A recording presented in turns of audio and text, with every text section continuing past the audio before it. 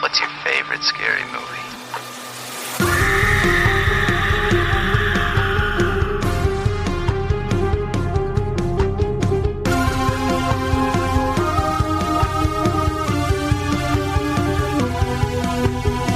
Welcome to 13 Degrees of Screams, where we watch and dissect your favorite spooky movies. I'm your host, Alex. And Stephanie. And this is a mostly horror podcast. This week we drive out some demons in The Exorcist. Stephanie. Yeah. Have you seen The Exorcist before we watched it for the podcast? No, and I thought I knew enough. I thought this was going to be 70s scary, Cheesy, goofy. Yeah, like when people are afraid of the blob or, I don't know, Body snatchers. Birds or something. Yeah. I don't know. The birds. That's older than the 70s, but No, it's old either way. Okay. I didn't expect it to be so disturbing, and I was just not spooked, just uncomfy. I'd be concerned if you said, this made me feel great. Yeah, no, this is my favorite. Probably gonna watch it every night before bed. Night. Says the one who likes Midsommar. That you can watch every night before bed. No, kidding. Don't do that. Yeah, don't do that. I mean, do it if you want. But yeah. Did you like it, Find though? your peace. Yeah. Did you like The Exorcist? I'm curious for someone who's never seen it before. It was interesting, but just every time they cut to Reagan, I was like, please don't do anything so vulgar. I just hate the vulgarness. I'm not a prude either. I swear all the time, but some of the things she says and Pazuzu, calm. Calm yourself. Yeah, I was just like, no, please. Can we just respect that this is a child? No, it's a demon, Stephanie. Well, that he's inhabiting a child. Yeah. Just the demon's my bad. You know what? Let me tone it down a little bit. Well, just all of those sexual comments and... Yeah, it's... Yeah. And not even just that. There's, stabbing of genitals and stuff like that. Yeah, so imagine you were kind of shocked in 2024. Yes. Imagine the audience in the 70s. I'm surprised it wasn't, blacklisted in a way or something like that. Everyone's like, that was disturbing. You did bad. You gross. Shame. Everybody else can't be seeing this. Right. I love that movie. You love it? Okay. Yeah, well, yeah, I do. So I hadn't seen it in a long time. I saw it when I was a kid. Mm-hmm. I will say when I was a kid, it freaked me out. And how could it not? Right. But also, do you remember back in the day, screamers were big on the internet? It was watch this video or here's a picture and then something jumps out really loud and freaks you out. Mm-hmm. There's this one that my mom did this to me. She's like, here's a song. And it was playing the song and I was really listening to it. And then it was a screamer and it was Reagan's face. I screamed and cried so hard. I was shaking. Oh, no. I was young. I was I don't know, 11. Oh. Terrifying. But that didn't deter me from watching the movie. But Reagan's face alone is pretty messed up. Pretty messed up. Uh-huh. Even for 1970s makeup and stuff. Yeah.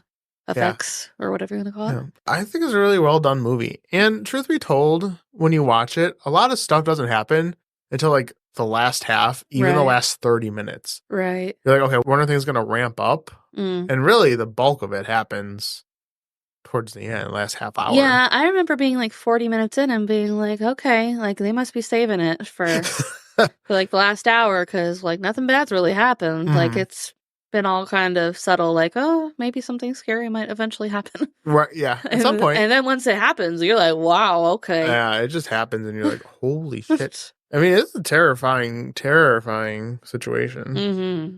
And the performances are so good. Linda Blair, she was young when she did that, obviously. And then even... the mom? Yeah, Ellen Burstyn. She's great. I like their relationship, too, a lot. Mm-hmm. It feels really authentic. Yeah, they're very sweet. But, yeah, just didn't see that coming. A lot of that was... Surprise! And I had seen clips, too. I was really surprised that I was it went there. Yeah, I was like, what? Yeah. Some of the stuff I feel uncomfortable watching in a movie that came out this year. Mm-hmm. We had this ranked as an 11. I would say maybe 13, honestly, for me. Oh, really? Yeah, I mean, granted, I don't remember the rest of what's coming, but Yeah. for right now, 13. I know. Yeah. I'm done. I'm done. Anything worse. I was thinking about it. Again, I do the rankings, so I know why I didn't put it all the way up based on the other movies. Mm-hmm. But 13 is a good spot because it is usually known as like one of the scariest movies of all time. Yeah.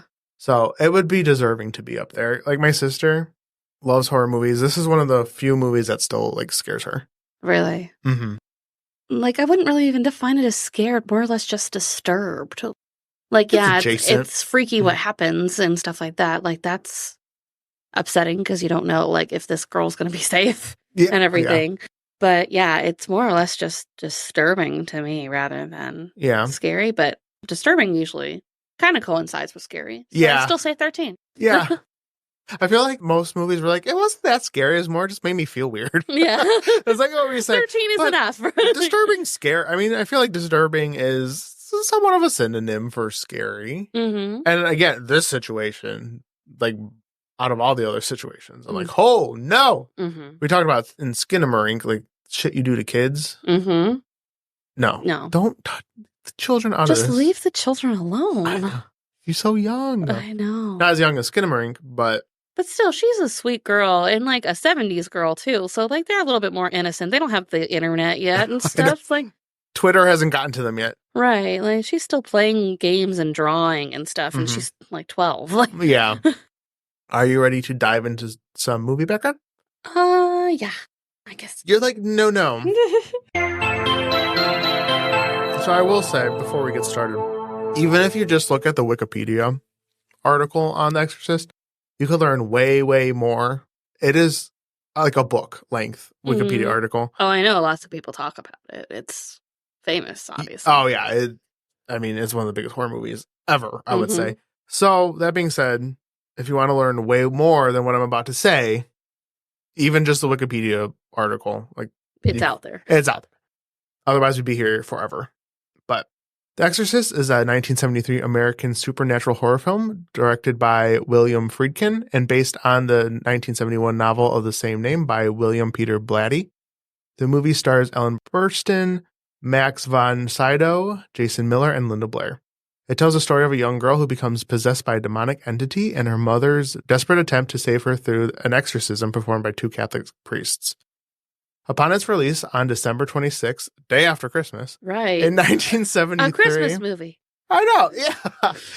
Is this considered a Christmas movie? I don't know. No. Gather around, children. I have quite the show to show you about the holiday spirit. Ho, ho, ho. Let's watch The Exorcist. But The Exorcist actually received mixed reviews from critics, but it did attract large audiences, with people waiting in long lines even in cold weather to see the film. Some viewers had adverse physical reactions to shocking scenes, including fainting and vomiting. You're like, checks out. There were even reports of women miscarrying during the... What the fuck? Yeah, during a showing, and a man being carried out on a stretcher after only 20 minutes. What happens in 20 minutes? Yeah, I don't know about that. That, like, the anticipation must have killed him somehow. Right. Like, yeah, so take that with a grain of salt. I don't know how true that is, just, what I read. Mm-hmm. The crucifix scene in particular seemed to disturb viewers, and some theaters even arranged for ambulances to be on call. The film also sparked... I would agree. I was clutching my pearls the whole time. They're like, girl, you better be ready. We're about to have a whole bunch of people coming for you. So, the ambulances were just lined up outside of theaters. The film also sparked interest in exorcisms, with many parishes receiving inquiries about having exorcisms performed. Oh, God. Everyone wants one. All right. Some people who had lost faith actually got back into going to church because the movie scared them so bad. Really? So they got back into religion. They're like, oh never mind. We got to go back to do this. So, yeah, fair, honestly. Although, can I just point out something weird in the movie? Mm-hmm. I realized at one point the mom said that they didn't have a chosen faith or anything like that, too. Yeah. And I was like, then why do you just have random priest over at your party? I think it's not like the first person you call, right? Well, they could just be friends. Yeah, I guess community friends and stuff like that. But still, you think of this woman that she's from out of town. She's an actress. Mm-hmm. get all my friends together from set and our best priest. Well, you make it seem like you can't be good friends with a priest. I guess you can't. It just didn't. I don't know. It just seemed an odd scenario to me. I mean, fair. I mean, they're probably just really good friends. Like, that's just what he does. He's Best a priest. friends. Despite controversy and attempts to ban or prevent children from attending, The Exorcist became a commercial success, grossing $193 million at the end of its original theatrical run and accumulating a lifetime gross of $441 million with subsequent re-releases. The film was nominated for 10 Academy Awards, including Best Picture, making it the first horror film to receive such a nomination. It won 2 Oscars for Best Adapted Screenplay and Best Sound. The Exorcist had a significant impact on popular culture and is often regarded as one of the greatest horror films ever made. In 2010, it was selected for preservation in the United States National Film Registry by the Library of Congress for being culturally, historically, or aesthetically significant. Yep. Even parodied in Scary Movie 2. Because I sent you that clip. You're like, I hate this. I was like, ew. Why? Why did you send this? Like, because it's gross. It's stupid. Although I did like the mom, like, coming out of the bed, like, you're no fun. Like, yeah, your mom's in here with us. Mom, go home. Okay, you're no fun. The production of The Exorcist faced numerous challenges, including production problems, accidents on set, and injuries to the cast and crew. The film was originally scheduled for 85 days of principal photography, but ended up taking over 200 days. So there's actually a theory, I guess, that this film was actually cursed. It went through a ton of different issues while filming. I can see why. Yeah. So both Ellen Burstyn and Linda Blair suffered lasting consequences from back injuries sustained during filming. So Burstyn fractured her coccyx during the scene where her character is thrown backwards. So you know that part where she's thrown and then that's when the dresser comes towards her? Yes. That scream, she really hurt herself in that scene. They actually kept that shot. Damn. But she like really screwed up Fucked up her back. During that part. While Linda Blair fractured her lower spine after being loosely strapped to a rocking bed, so she hurt her back.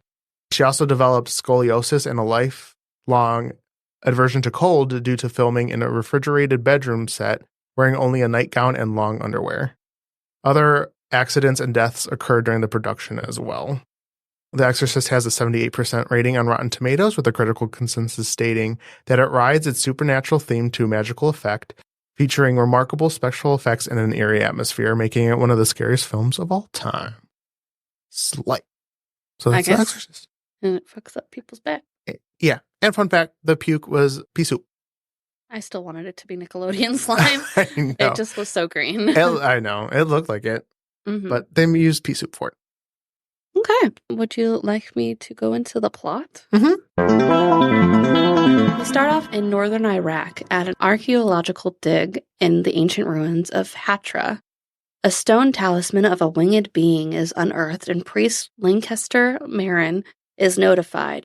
When he holds the talisman, he has a vision in which a giant version of the same being appears nearby, silently confronting him. Meanwhile, in Georgetown, Washington, D.C., actress Chris McNeil is starring in a film directed by her friend Burke Dennings. McNeil and her 12-year-old daughter Reagan rent a house there with hired help. Reagan is a sweet and normal child that adores her mother, loves to draw, and plays a question-and-answer game with spirits on a Ouija board. And you're like, why wouldn't you put that one to bed? I think the reason is because they don't probably believe that it... They don't know. Either know or don't believe that it actually does anything. But Reagan claims that she's actually talking to someone. Yeah, her mom's like, okay, the imaginary friend. You're a little old for that, I feel, maybe. Yeah. But they're like, not concerned. I'm like, that would be my first concern. Red flag. Get this out of here. Right. Who gave you this? Right. We need to kill them. Dead. Dead, I say. Right. Meanwhile, Father Damien Caress, a psychiatric counselor for Georgetown University priests, visits his ailing mother in a troubled area of New York, then goes to a colleague to confess he's having a crisis of faith. Oh, Damien. Yeah, he's not having a good time. And I will say, by this point, I was like, there's a lot of white dudes that I'm just, like, having hard keeping track of the names, because they all have, like, dark hair, and they're all just kind of, like, short and In the end, it was only Damien you really needed Really to worry need to about. focus on, Like, yeah. it's I fine. was like, who are we talking about? Chris hosts a party, and Carras's friend Father Dyer attends. Guests at the party ask about Father Carras, and Dyer explains his profession as a counselor and tells the group his mom recently passed away. Reagan suddenly appears, seeming unwell. She says something ominous about one of the guests dying and urinates on the floor in front of everyone. You know what? Peeing at a party happens to the best of us, you know? Sometimes you drink too much and you can't hold it. You just gotta go tinky. Yeah. Just a little tinky. And you make it everybody else's problem. Everyone's like, oh, you all right there? Chris bathes her and puts her back to bed, but the bed suddenly shakes violently. Later, we see Dyer consoling Carras, guilty at not having been with his mom when she died. Reagan quickly goes from frightened to violent. Concerned, Chris takes her to multiple doctors for blood work and brain scans, but no abnormalities are found, despite Reagan's completely different personality. During a house call, she exhibits abnormal strength, pushing people into the wall and yelling the most vulgar things. It's just puberty, you know? It just happens to the best of us. Hit her hard and good. Like in 2 days, she was an adult. Yeah. It was like, whoosh, fast track to adulthood. Mm-hmm. Then the next night, Chris returns to an empty home aside from a sleeping Reagan and becomes hysterical that she was left alone. We soon find out Chris's director friend Dennings was supposed to be watching her, but is now dead on the public stairwell beneath Reagan's bedroom window. Yeah. Oops. Oopsie. Yeah. How did that happen? How random. No. What was he doing by the stairs outside your house? Right. The window was wide open. It's a big staircase, like a steep staircase. I'm like, what kind of stairs are we talking about? I don't know. It was like 40 stairs. At first, I didn't connect that they were like right together. Yeah, they never really show like a whole shot with the stairs and the house like in the same so you know frame. Next to each other. You're just like, oh, that's right there, and you're like, oh, okay. Yeah, because it wasn't until the detective arrived I was like, oh, they're blaming her for this. Okay. Mm-hmm. Okay. Yeah, it was Reagan. Well, yeah, obviously. Oh, yeah. Oops. Spoiler. Yes. It seems the longer Reagan is changed or infected, whatever you want to call it, the more her body deteriorates, developing sores and open wounds. Detective William Kinderman questions Karis, confiding that Denning's head was turned backwards. Kinderman tells Chris that the only plausible explanation for Denning's death is that he was pushed from Reagan's window. As Kinderman leaves, Chris hears Reagan having a fit and rushes to her room. She finds Reagan yelling at herself for the crucifix being hidden under her pillow and stabbing herself in the genitals with it. Ugh. Yeah. Yeah, this is where shit like really starts hitting the fan. Yeah. Like everything else is like, oh, that's not cool. And this was like, oh. Shit. Reagan turns her head backwards and attacks Chris, so they have to confine Reagan to her bed with restraints. But I don't know if you noticed, the voice that comes out of her the first time is the guy who died. Burke's. That's Burke's voice. Oh, really? Yeah. What does he say to her? Well, she imitates him. He goes, do you know what your daughter did? Mm. And that was in his voice. Oh, I didn't realize. I don't know if you caught that. No. Mm-hmm. I thought he just thought he was being funny at that point or something, which I'm sure he kind of did. But Wait, what do you mean? Like, I just thought he was like turning to her like, can you believe? Like, it was just like a slight change. I didn't realize that they were different people. It was sounding like different people. Oh, yeah. Reagan, the voice come out of Reagan. Mm-hmm. Yeah, the first time that's Burke's voice. Yikes. Mm-hmm. I didn't realize. Yeah. I hate it even more. Yeah. Running out of options and at the suggestion of Reagan's medical team, Chris begs Father Carras to perform an exorcism on her daughter. Father Carras claims priests actually know little about the subject. Hardly anyone he knows has performed one, but agrees to interview Reagan to see if the church will warrant it. When he visits the possessed, Reagan claims to be the devil and projectile vomits into Carras's face. The demon says it will remain in Reagan until she is dead, but he's still not convinced the church will approve. The projectile vomiting, that's enough for me. Yeah. Like, the amount of vomit that came out of this individual is unnatural, supernatural, and all around not okay. Yes. And he's like, she's not talking in tongues or anything. This still could be like a mental thing. Yeah. Like, no, I'm pretty sure this is the devil or whatever you want to call it. Well, at this point, I think this is when he puts the water on her and he says it's holy water, but it's not actually, it's just regular water. Yeah, and I he's guess like, it's questionable. No, that was a trick. What if he grabbed the wrong bottle I that know. day? Like it didn't get blessed in time or something. He's like, shit, that really was holy water. My bee. Yes.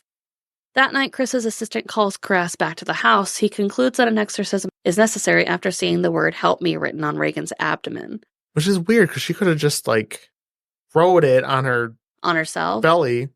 It's, like, raised as if it's coming from inside, I thought. Yeah, but have you ever been, like, scratch yourself so bad it, like, raises the skin because it's irritated? Like, you could have. I guess she could have. That's the weird thing. Like, why is that the factor? Right. I Not don't the know. bed flying around. Like, it was like, that's a I weird. guess maybe it was like the only sign that they had seen recently that she was even still in there, honestly. Yeah, I guess. That was weird that was the reason. Yeah. His superior grants permission on the condition that an experienced priest lead the ritual. Father Marin from the archaeological dig, having performed an exorcism before, is summoned. Marin arrives at the house and the demon calls to him knowingly. As the priests read from the Roman ritual over Reagan's body, the demon curses them. Once they seem to have at least wounded it, the priest rests, and Marin, shaking, self-medicates to relieve the constant pain he endured from his first exorcism. Carras enters the bedroom where the demon appears as his mother, freaking out Carras despite his denials. Marin excuses Carras and continues the exorcism by himself. Carras reassures Chris that Reagan will not die and goes back to her room, finding Marin dead from a heart attack while Reagan watches on and laughs. Do you think it was just a natural heart attack, or do you think this was definitely the cause? No, it provoked it. Yeah. But, I mean, he was not well to begin with. Like, we saw him taking pills at the dig in the very beginning before he even met Reagan. He should not have been doing this. Yeah, no. Like, he didn't even finish it either. Yeah, He's like, no. And I was like, oh, okay, so we're done. And then they're like, let's take a break and get back to it. And I was like, what do you mean take a break? Like, we're not done here. Like, no, I mean, you gotta take a little snack break. Yeah, let's take lunch break and then we'll come back to it. Like, what do you mean? Driving out demons is a lot of work, I guess. Stephanie. Well, I overheard when they were talking about asking him to come and do the ritual that his first exorcism took like a month or something, he said, and it almost killed him. Yeah. A month. Can you imagine? No. But like, I'm tired. I don't want to do anything for a month. Right. Nah. I'm like, I'm sorry. Like, it's over. I could not imagine dealing with that level of a person being possessed for a month. Right. And imagine, like, this happened in a night. How possessed were you that it took a month? Right. Like, this is enough. And honestly, though, like, if I would have known this family, I would have been like, I'm sorry, the girl's doomed. Like, we can't go back. Chalk up the loss. Like, this is terrible. She was a sweet girl, but, like, oh, what the fuck is this? Like, we can't go back from that. Like, No. It's over. Poor Reagan. Yeah. Gone too soon. Anyways. Enraged, looking at the window, Carras beats the possessed Reagan and demands that the demon take him instead. The demon rips the medallion of St. Joseph from Carras's neck and possesses him, freeing Reagan. Carras then hurls himself out the window, tumbling down the stone stairs outside. Chris and Kinderman enter the room. Reagan is hysterical but normal again as Kinderman surveys the scene. Outside, Dyer administers the dying Carras his last rites. Later, the McNeils prepare to leave, and Father Dyer says goodbye. Despite having no memory of her ordeal, Reagan, moved by the sight of Dyer's clerical collar, kisses him on the cheek. As the McNeils leave, Chris gives Dyer the medallion found in Reagan's room. Dyer briefly examines the steps where Carras died before walking away. Like, this little girl killed him too. Murder. Yeah, for sure. The end. I realized I think the last name was Karras. Oh, really? I think so. Oopsie. I've said Carras the whole time. Yeah, it's okay. I'm just gonna say it for the people who are like, it's Karras. I didn't realize. I think I recognize halfway. I'm like, I think it's Karras, but don't matter. Oh, oopsie. Sorry about that. It's okay. I love how we called him by last name and not Damien. Oh, yeah, I guess I could have. Oh, well. It's fine. I was just like, Jimmy. but you were saying, I'm like, this sounds wrong, but I couldn't put my finger on it. But anyways, Demi, why you do this to me, Demi? That, her apartment, did you notice when you walk in, the bed was right there? Like, right to the right-hand side? No, I didn't. I was like, that's weird. Like a studio apartment thing, I guess, maybe? No, it was... No, there's rooms? Oh, okay. There was rooms. right. You were watching like with your hands like covered. I don't know. I was just kind of like going back and forth. I rewinded several times because I felt like I was missing stuff, and I texted you. I was like, I feel like there's scenes missing. I mean, I'm sure I do not have all the answers. Like, there are scenes missing, funny enough, but they're like every movie. There's deleted scenes, but I think there's a version. I could be wrong, but I think there is a version that came out. It's called like Too Scary for Theaters or something. It was like that had all the cut stuff that was even more gruesome intense and whatnot. Something like that. I think so. I've never seen it, but I think that's what it's called. There's this scene you could find on YouTube. There's actually 2 versions of the scene. Neither of them were used. It was called the spider walk scene, where Reagan comes down the stairs, like on her back, like crawling, and then she flips. One scene's kind of silly. She's like flicking out her tongue like a snake, and she just like comes up to her mom, like creepy. The other one, she's crawling down the stairs still.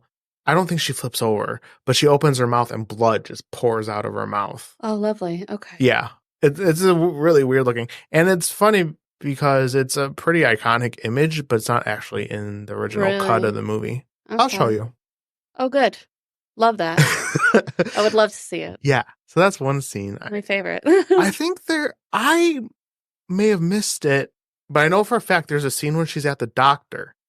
And it was another infamous scene, but for a brief second, it flashes the face of the demon. Yes, I saw that too. I wasn't. Was she at the doctor when that happened? Yes. Oh, then I must have. Or maybe it was during the first time Perez tried to talk to her. It's shown. I think maybe in her room.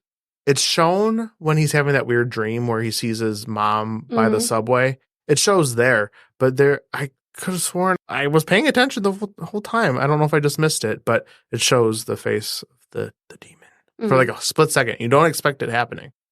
Okay, so now I need you to answer questions for me because you know I only watched this the first time. Yeah, we'll see if I can answer them. So how do we know the demon's name and stuff like that? Like, is that just lore that came out after, or because they never mentioned him by name? Yeah, there's sequels. Oh, okay.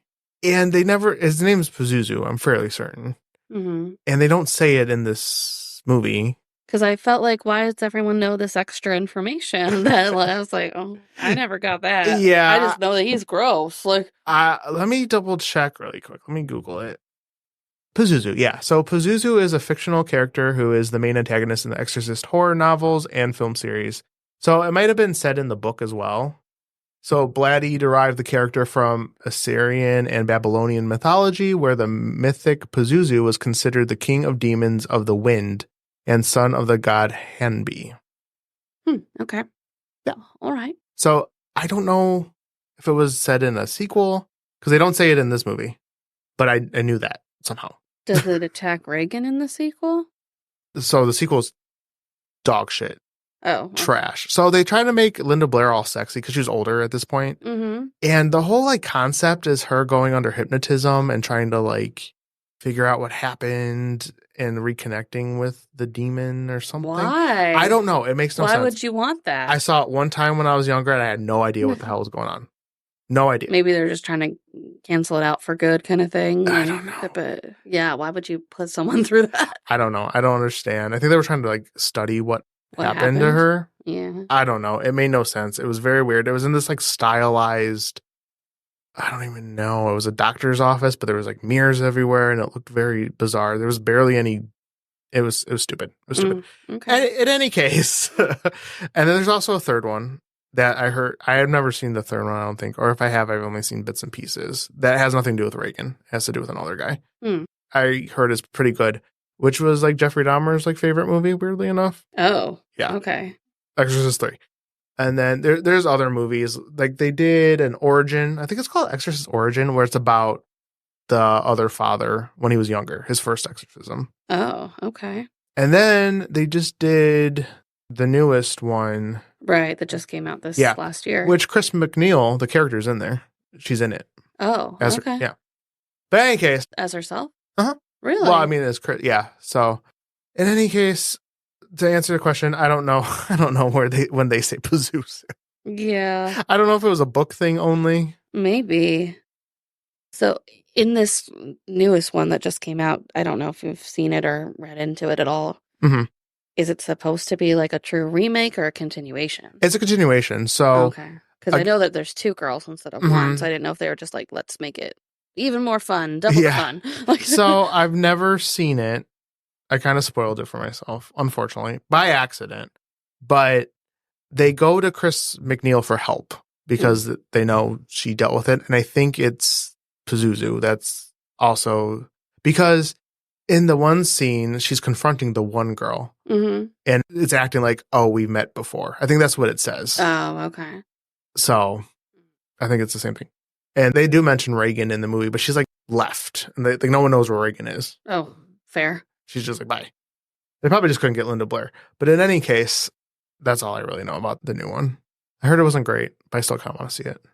Do you mind if I spoil something for you from it? Yeah, sure. Okay. So Honey, I watch all the reviews ahead of time. You're right. So you didn't watch anything on this yet? No, not really. So spoiler alert if you haven't seen Exorcist Believer. The way it works is the girls' like heartbeats somehow are in rhythm together, and to save one, the other has to die. So at the end, they have to like try to figure out who they're going to save. I don't know the specifics of that or why that is, but only one could live and the other one gets it. Oh boy. Yeah. And the implication is, though, the girl that dies is trapped in hell forever. Yikes. Yeah. So the stakes are like extremely high. Right. And then they're both possessed by a demon. So like, you're like, wow, how do I determine which one deserves to go to hell? Yeah, basically.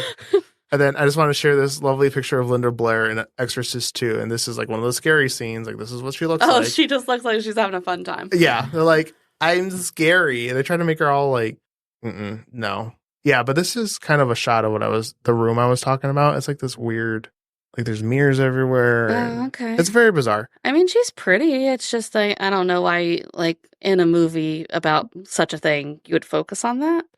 But because sex sells, I don't know. Yeah, I guess so. I was like, don't do that. But in any case, this is now about Exorcist 2. We talk about Exorcism 1.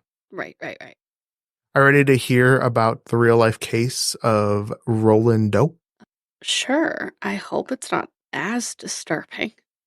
It might be worse. Oh.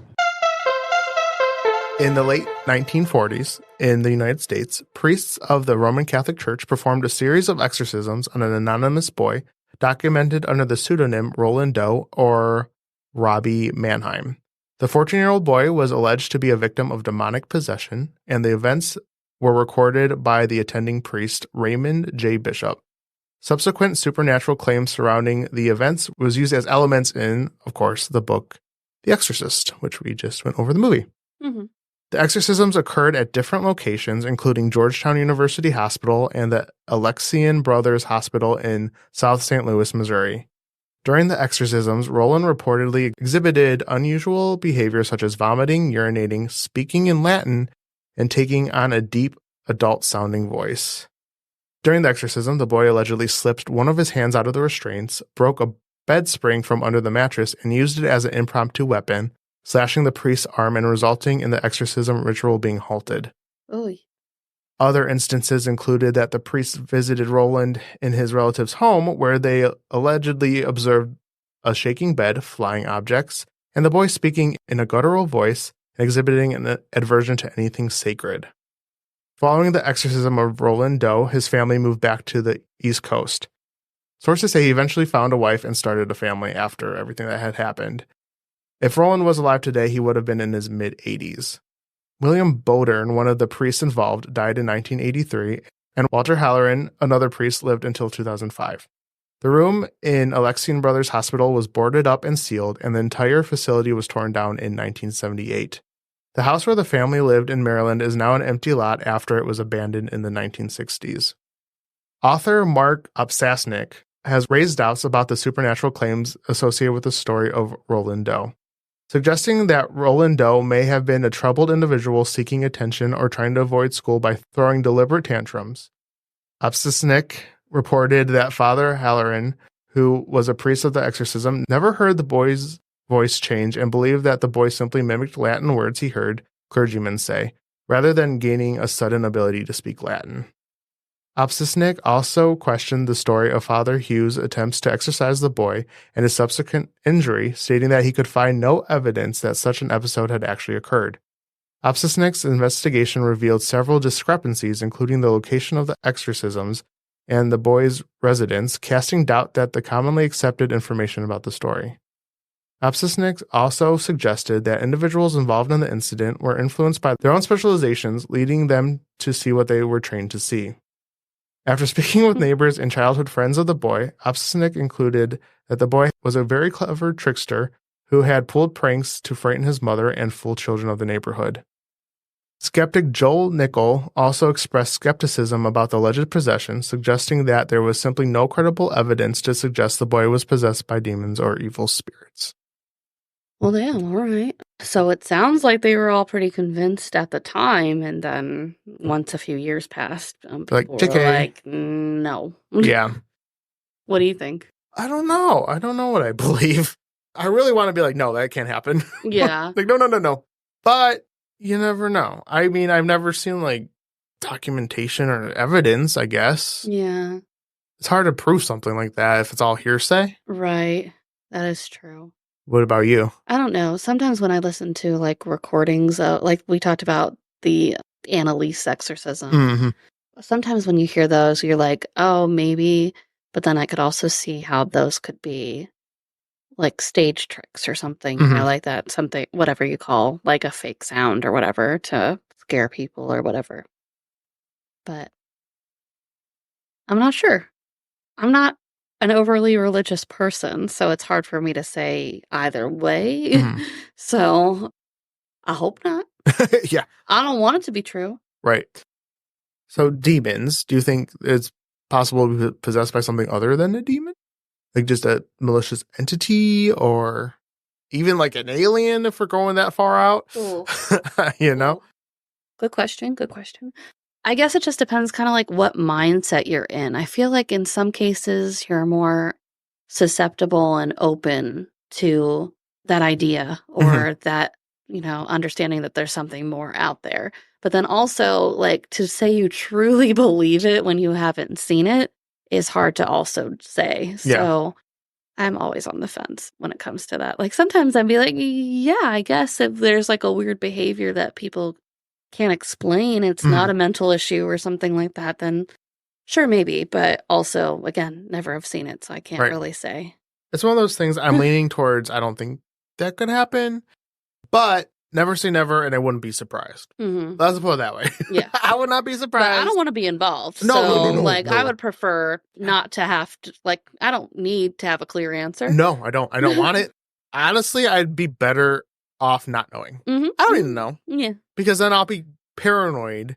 Right. That any day I'm going to be possessed by a demon. Right. No. Right.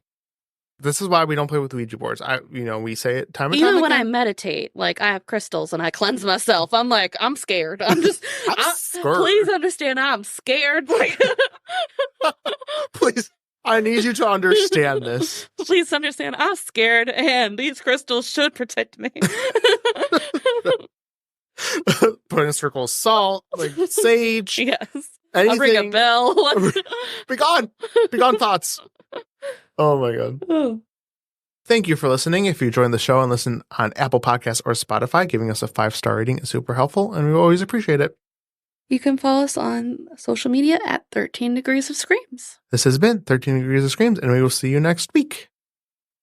Dude, the Exorcist theme song, I just want to say. Kind of a bop, yeah. It's so good. I get chills. I'm like ready to go. Anyway, sorry. I just had to say that. It's called Tubular Bells. Ooh, okay.